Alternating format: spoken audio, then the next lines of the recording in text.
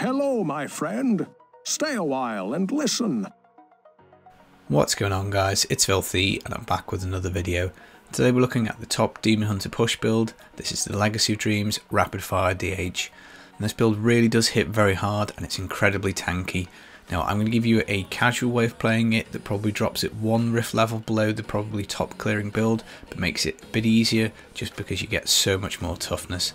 Now I will go through the actual top clear, just a single swap we have to do at the end, but I'll put a D3 planner link to both versions. So in the background I'll be doing the casual version, so just bear in mind you can up the rift level by 1 by making a swap at the end. But on this channel we're all about making things easy, and I do think it's easier to do the way that I've got. The build's a lot of fun, it's very easy to play. You pretty much just sit yourself in one position and channel and obliterate everything, pretty much face tank almost anything, so yeah, definitely a lot of fun. Before we jump in and look through all the gear and skills, I just want to welcome anyone who's new to the channel. Hit that subscribe button if you haven't already done so.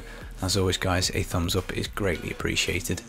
So looking at the gear guys, we're going to start off with the Legacy of Dreams gem. At max rank this is going to give us 9750% damage multiplier and also 52% damage reduction. Now most of the items in this build are going to be essential, but there are some that aren't. So where it's essential you want to pick that piece, even if it's only legendary, and if it's not essential you want to pick yourself an ancient. Obviously your goal is to get fully ancient, but obviously it does take a bit of time.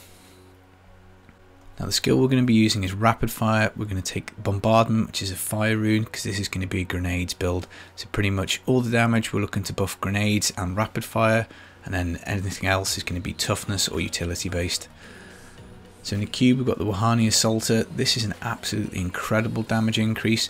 Double damage whilst channeling, stacking up to 30 times. When you get to 30 stacks you will literally mow everything down. It is so powerful, it's absolutely ridiculous.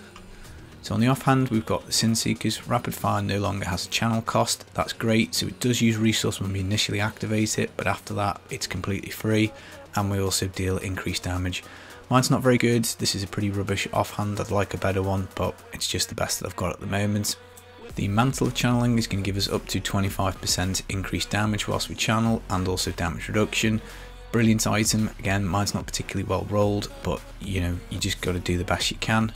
We're going to take a Hellcat Waistguard, which is going to increase the damage of grenades. You want to get 5 bounces on there if possible, again obviously just buffs up the damage. We're going to take Mage Fists for extra fire damage, so extra 20% on our elemental damage, which is nice. And finally we've got the Convention of Elements, 200% extra damage when we roll round onto fire.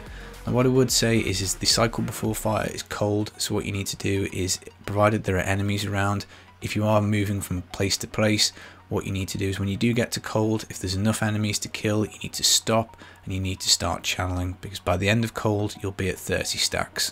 So just to demonstrate now, on cold we'll start. And now we're up to 30 stacks by the time fire rolls around, so obviously you just keep DPSing through fire. So fire damage also goes on your braces, which are going to be Nemesis braces. These spawn extra enemies off pylons, really handy because it does make progression a lot faster, and there's just honestly nothing better here. You're also going to want fire on your amulet if possible. Very hard to get the flavour of time, but it's still possible, so just keep going until you get a good one. And after that all the items pretty much go to toughness, and that's one of the reasons why the build is so tanky. You've just got ridiculous layers of damage reduction. So the Visage of Goons, whilst we have Vengeance up we get the Dark Heart rune. This is a 50% toughness buff, really handy. Aquila Cuirass is also going to give us a double toughness buff. We will lose this initially when we first start channeling, but it comes back very quickly, and as Rapid Fire doesn't spend any resource we can just hold it down. Doubling of toughness, really handy. It means that we can take dex gems in our gear, which ekes out a bit more damage for us as well. Unity is going to give us double toughness, just make sure your follower has one, and also they have the token that renders them invulnerable. And then in a cube we have even more toughness items. Stone Gauntlets are brilliant, they will increase your armor by 50% each time you get hit, stacking up to 250%. Now it does come with a negative, reduced attack speed and reduced move speed. Provided you have Vengeance up, there is no negative effect. So the CDR breakpoint is 38% for this build. That will give you perma uptime on Vengeance. And that's because we have the Dawn on the character, reducing the cooldown by 65%. And obviously if you don't have quite a 65% one, you're going to need a little bit more cooldown. So don't sweat the roll on this too much. It just means you're going to have to take an extra cooldown roll somewhere. But just do the best you can. Work out on your character. Do I have perma uptime on Vengeance? Do I not? Now, to be honest, with the negative effect, it is a bit of a bummer, so I would like to get to that breakpoint. I'm missing it slightly because I just haven't bothered to reroll my gear, but you'll see in the footage it's fine, it's not too much of a problem. So again, personal choice, do you want the 38% breakpoint or not? But personally speaking, I would try and go for it. The Elusive Ring is going to give us 60% damage reduction for 8 seconds after we've cast Smokescreen. We're going to be casting Smokescreen quite a lot, we'll have the resource to do so, so absolutely fine, huge toughness buff. We're also going to take the illusory boots. These will allow us to reposition ourselves. Now, you don't really want to be repositioning yourself too much because as soon as you stop rapid firing you lose your 30 stacks, but this will make it very easy if you want to get through a big group of monsters. You are going to be in the thick of things, so this does help. It also stops you getting trapped in bad situations.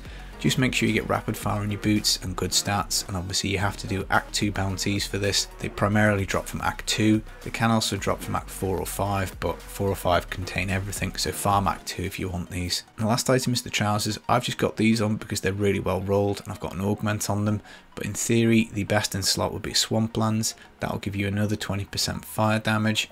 It's a bit of a pain because you have to either get a witch doctor to give you the trousers, or you have to upgrade trousers on the level 1 witch doctor in a cube and then look to re-roll them or reforge them, so they are a bit of a pain to get. Now, the actual top clearing build is taking the Cindercoat instead of the Aquila. Now, this is fine, obviously it does give you extra fire damage, but let's say you do have everything else correct. You've got your mage fists for 20%, your trousers for 20%, braces 20%. You might even get lucky and get it on your amulet, and going from 80% fire damage to 100% fire damage really isn't that much of a big deal. It's probably about 15% damage, and therefore it's only 1 riff level. I personally think it's much better to take the Aquila Cuirass because it means you've got double toughness, no toughness headaches at all, just makes it an awful lot easier. And as I say, you can take dex gems, so you do eke out a bit more damage anyway, so it's not like you lose the full amount. So if I swapped onto this chest piece, I'd be losing 5% damage anyway, so it is pretty close on damage. I definitely would do it. You also get more utility out of your stone gauntlets if you take dex gems, because obviously dex provide armor. So as I say, this is the casual way. If you want to go that 1 riff level higher and try and eke out that little bit more damage, then you can go for a Cindercoat. So other legendary gems, we've got Pain Enhancer. Is going to give us extra attack speed because we spit out so many attacks with rapid fire because it's so quick. We do get crits really quickly. This will mean that we get the attack speed buff. Again, means more rapid fire, more damage, more heals, all that sort of stuff. And Bane of the Trapped, we're going to try and get in the middle of things to get the Pain Enhancer activated, so we're going to be close. This will proc the slow, so extra damage. So again, if something's far away, then chances are it's not dealing you too much damage, and if it does get close up, then you're going to activate this and Pain Enhancer and deal ultra damage. So in theory, you do want to be quite close range with this, even though it is a range build. Now, you can go a different way. You can take the Zystone of Vengeance. That will give you damage at range, so perfectly fine to swap that in. You just need to make sure you're staying away from stuff. You can also take a Taeguk, more damage and armor whilst channeling, and also Bane of the Stricken will help you out against the Rift Guardian, and these stacks build up very quickly with rapid fire. So I've seen a complete mix on the boards. A lot of people do take Stricken maybe over Bane of the Trapped or Pain Enhancer, but just roll with whatever you fancy. But currently top build is using Pain Enhancer and Trapped. So looking at the skills, Rapid Fire Bombardment, we have to pick this obviously for all our multipliers, including the grenades. It does cost resource when we activate it, but then after that it's completely free. Companion Wolf Companion, I need to swap this off left click because you need to activate it once you're at 30 stacks and on fire, so I will do that for the footage that I'm filming, but basically you want to use this for the extra 15% damage, and it makes sense to activate this once you're at 30 stacks and in fire window. Vengeance Side Cannons, because we get Dark Heart for free with the Visage of Goons, then we're going to be looking to take this rune because it will give us sustain. We hit so quickly that these missiles come off, giving us maximum life per hit, really handy. Vengeance also gives us 40% extra damage, so another reason to keep it up as much as possible. Smokescreen Special Recipe, this will give us the damage reduction from the Elusive Ring. It also pretty much makes us immune to everything, so it's not up all the time. The cooldown doesn't start until after it's over, but you can use this quite a lot because we're going to take Preparation, Focus Mind. You pop this, you get 45 Discipline over 15 seconds. This is what I'll be putting on left click, so I'll have Wolf Companion here and Preparation there, I think. The discipline's handy because as well as taking smoke screen, we're going to take bait the trap. This pretty much gives us a 10% critical hit chance. We do also get a slow to enemies within 12 yards, but as we've got the bane of the trap, that doesn't really matter too much. Last 6 seconds, again, you want to cast this when you're at max rapid fire stacks and in your fire window.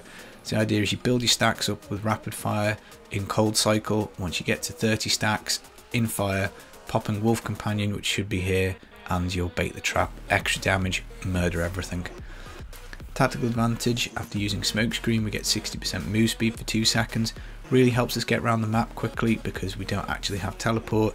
You need to be careful using smokescreen for moving too much because obviously you want to make sure you've got enough discipline to be able to activate bait the trap. Call of the week, 20% damage against slowed enemies, we're taking bane of the trap so that will proc that. Ambush, 40% additional damage to enemies above 75 health. This helps out whilst you're building up your stacks, you deal extra damage, and then obviously when you do get up to max stacks, this will make sure that you pretty much murder stuff above 75 health, really handy. Then Grenadier, extra damage on grenades and extra explosion size, really nice. Now you can take awareness if you want for one of the passives. I probably wouldn't bother because you're so tough, it is quite actually hard to die at this build, so I personally don't find that I need it. But by all means, if you're on hardcore, put it on, or if you do want that extra insurance, put it on, reposition yourself and start going again. In terms of Paragon, you just need move speed to 25% and then dump everything into Dex. For offense, cooldown reduction to try and get yourself to that 38% breakpoint, your crits and then attack speed. For defense, you want all res, life percent, armor, life regen. For utility, area damage, resource cost reduction, life pit and gold find. So in terms of stats, you want to get rapid fire on your boots and also on your helm. For your helm, you also want crit chance because you are so tough you can afford to dump the vitality quite easily. You can also get rapid fire on your offhand.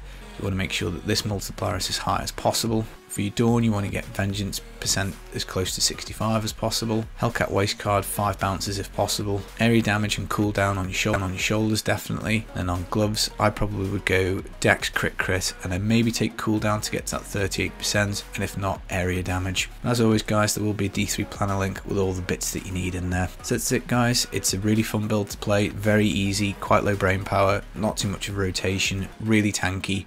Very casual friendly, really good push build for the DH. Hope you've enjoyed the video. If you have, a thumbs up is greatly appreciated, and I'll catch you very soon for some more videos. Take it easy. Peace.